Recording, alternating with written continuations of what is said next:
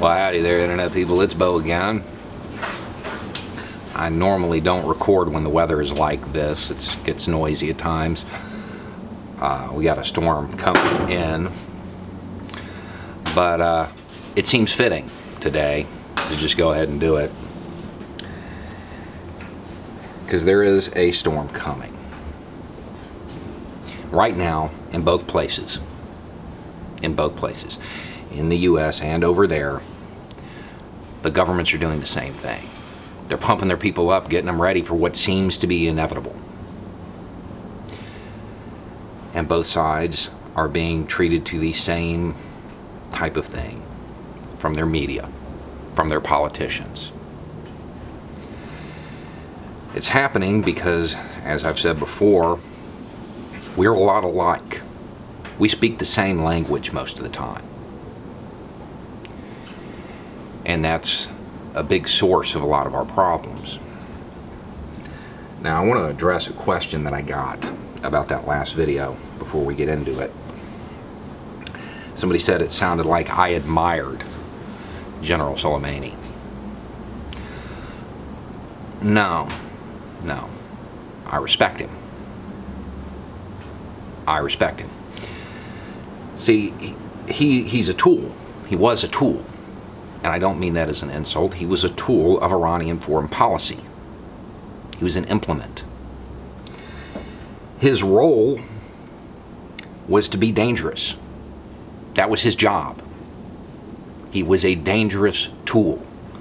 And like any dangerous tool, be it a chainsaw or anything else, you'd better respect it. Because if you don't, you're going to get bit.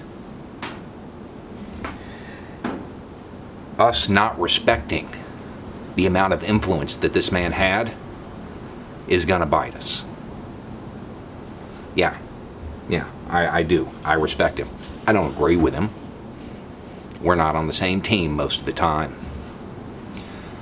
But you can't underestimate your opposition. That is a fatal error. It's always a fatal error. And it's something that we've done. So, both sides right now getting the same kind of stuff. We got to get ready for it. It's going to happen. The storm is coming. Both sides are being fed that same propaganda. It's time for war. There's no other choice. There's no other option. There is. And see, what has happened is that this administration in the United States has escalated at every provocation. And the Iranian government has escalated at every provocation. And here we are. And it's infuriating to me because, as mentioned in the video about the embassy, they did what they were supposed to do. Those security details, they did what they were supposed to do. They kept their cool. They kept their calm. They denied their opposition those headlines and that propaganda they need to feed the people at home. They denied them that because they did what they were supposed to do. They stayed cool. They stayed less than lethal. And then along comes the administration and snatches defeat from the jaws of victory. We won that engagement. And because of Trump's need to feel like a tough guy, we lost it after the fact. Because they got their headlines. Even more so. It wasn't U.S. Marines open fire on civilians. We assassinated a national icon. They got their propaganda. They got what they needed to energize their side.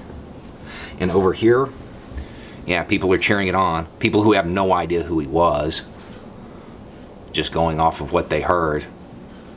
Well, he killed thousands. Yeah, you realize that a whole lot of those were actually the same people we were fighting.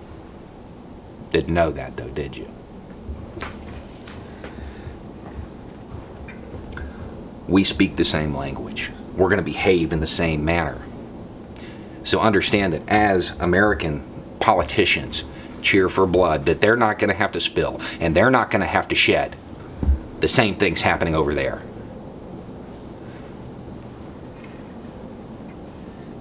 While we're arguing over who's going to win, and we say we're going to win, and most of the people saying that aren't going. It's a popular thing right now. Well, why don't you move to Iran if you don't support the war? No, you support the war, you move to Iran for a year at a time. I got a recruiter's number for you. You go fight it. No, you don't want to do that. You want to send some 19-year-old kid that doesn't know any better. Send him off so you can claim the glory and wave the flag and put a yellow ribbon on your sticker and act like you're part of the team.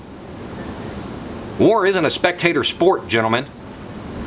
You want to do it, go do it.